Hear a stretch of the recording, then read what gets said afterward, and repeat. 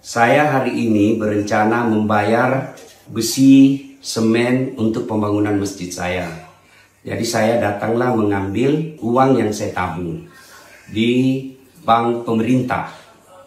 Setelah saya tiba ternyata rekening saya diblokir karena tidak aktif selama 3 bulan.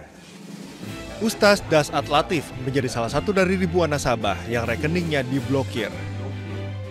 Dalam curhatannya, Ustaz asal Makassar tersebut mengatakan uang miliknya di rekening yang terblokir sejatinya merupakan tabungan untuk pembangunan masjid. Selain Ustaz Dasat Latif, rekening Ketua MUI Khalil Nafis juga diblokir PPATK.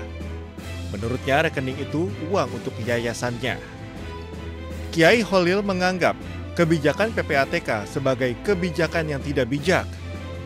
Ia meminta Presiden Prabowo mengambil tindakan terhadap kebijakan yang bikin gaduh. Bahkan, menurut Kiai Khalil, masyarakat bisa malas menabung di bank akibat kebijakan PPATK memblokir rekening tak aktif. Pusat Pelaporan dan Analisis Transaksi Keuangan atau PPATK memblokir 122 juta rekening yang tidak menunjukkan aktivitas transaksi selama 3 bulan lebih.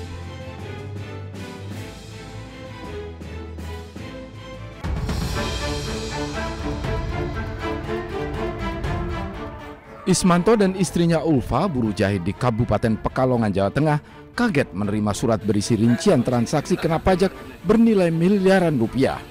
Tagihan tersebut diduga berasal dari transaksi pembelian kain di tahun 2021 lalu.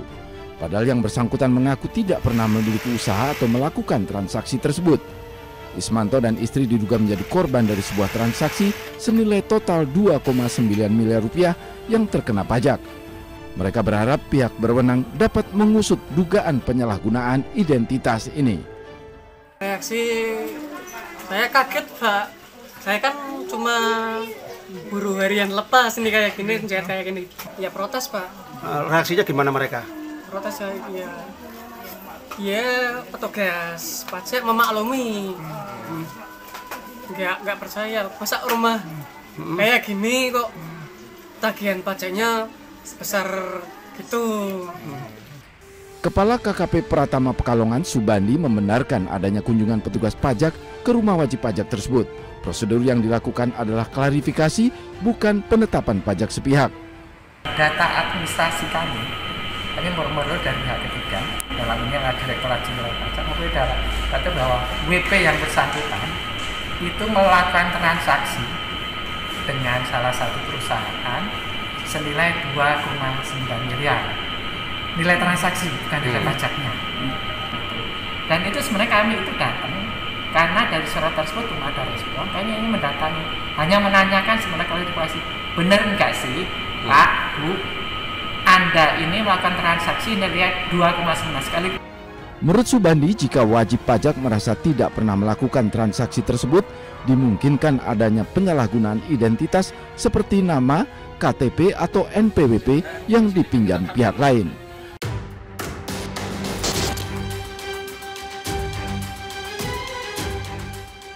Rencana pemerintah untuk mengevakuasi warga Gaza ke Indonesia terus dimatangkan.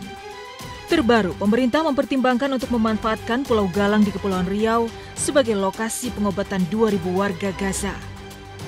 Kepala Kantor Komunikasi Kepresidenan Hasan Nasbi mengatakan, evakuasi warga Gaza ke Indonesia bukan permanen, tapi hanya untuk pengobatan hingga sembuh.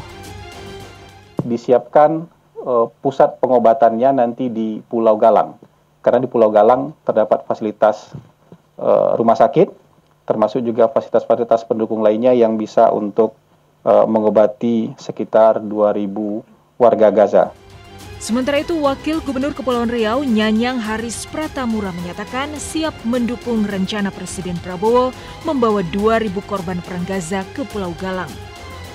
Dari yang 2.000 itu kan parsial, nanti nggak langsung 2.000. Nanti mungkin ada sekitar 500 dulu, 300 dulu. Ini tergantung program pemerintah pusat dan ada tempatnya di sini yang bekas COVID 2019 ini. Pulau Galang berada di Kepulauan Riau hanya berjarak sekitar 7 km dari Pulau Batam. Pulau seluas 80 km persegi ini terpisah dari permukiman warga. dan pernah menjadi lokasi penanganan pasien COVID-19 pada 2021 lalu. Di pulau ini berdiri rumah sakit khusus infeksi seluas 5.100 meter persegi dan memiliki 350 ruang perawatan. Meski berniat mulia, rencana Prabowo mengobati warga Gaza di Indonesia tidak luput dari kritik. Anggota Komisi 1 DPR RI Amelia Anggraini mengingatkan, penempatan warga Gaza jauh dari tanah air bisa menjadi presiden buruk. Israel bisa dengan mudah menyebut eksodus warga Palestina sebagai solusi permanen. Hal itu menjadi bumerang terhadap perjuangan hak kembali warga Palestina.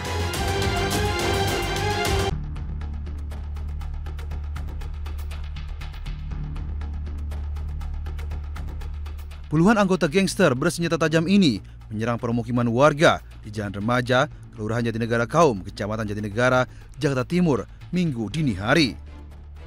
Puluhan gangster ini menerobos masuk dengan mendobrak pagar besi permukiman warga.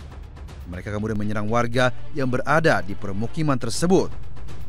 Akibatnya, satu orang mengalami luka senjata tajam dan langsung dilarikan ke rumah sakit. Tak hanya menyerang warga, puluhan gangster ini juga merusak sejumlah kios dan properti milik warga. Aksi penyerangan ini dilakukan secara tiba-tiba hingga membuat warga ketakutan. Aksi penyerangan telah terjadi selama beberapa kali, namun belum ada tindakan tegas dari petugas kepolisian. Kasus ini dalam penanganan Polsek Pulau Gadung.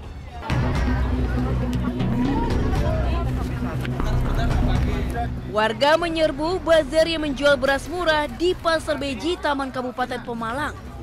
Antusiasme warga sangat tinggi sehingga 1 ton beras yang awalnya disiapkan harus ditambah menjadi 2 ton karena banyaknya pembeli. 1 karung beras 5 kg dijual Rp11.500 per kilogram. Sementara harga di pasaran kini mencapai Rp16.000 per kilogramnya. Warga yang akan membeli beras wajib membawa KTP dengan batas pembelian maksimal 2 karung per KTP. Diharapkan bazar ini bisa membantu masyarakat memenuhi kebutuhan beras. Antusias warga membeli beras murah juga terjadi di Bandar Lampung.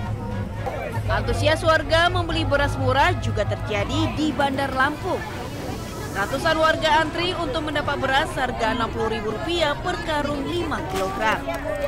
Setiap orang juga dibatasi hanya bisa membeli 2 karung.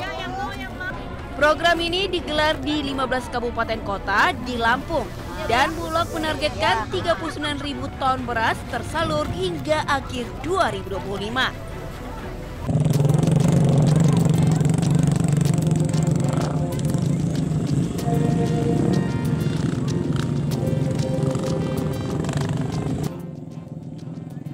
Inilah video amatir yang memperlihatkan seorang warga yang sakit terpaksa ditandus sejauh 30 km melalui hutan dan gunung menuju puskesmas. Kejadian memilukan ini terjadi di Desa Lasa, Kecamatan Kalumpang, Kabupaten Mamuju, Sulawesi Barat. Puluhan warga bergantian menandu pasien dengan alat seadanya, melewati lereng-lereng gunung dari siang hingga malam hari, dengan penerangan seadanya dan penerangan beberapa lampu motor. Pasien yang ditandu tersebut bernama Enos, 41 tahun. Ia sempat dirawat di puskesmas, kemudian langsung dirujuk ke Rumah Sakit Mitra Mamuju karena kondisi pasien sakit parah. Pasien terpaksa ditandu keluarga karena akses jalan yang rusak parah dan tidak bisa dilalui kendaraan sama sekali. Menjadi momen pemerintah provinsi maupun pemerintah nasional agar jadi memperhatikan lagi jalan di Kecamatan Kalumpang, karena saya katakan bahwa kejadian ini bukan pertama kali, ini sudah kejadian yang berulang kali terjadi di Kecamatan Kalumpang. Kondisi seperti ini sudah dialami warga di Kecamatan Kalumpang secara turun-temurun. Setiap warga sakit ditandu sejauh puluhan kilometer. Meski Indonesia sudah 80 tahun merdeka, namun nyatanya pembangunan belum juga merata ke seluruh negeri.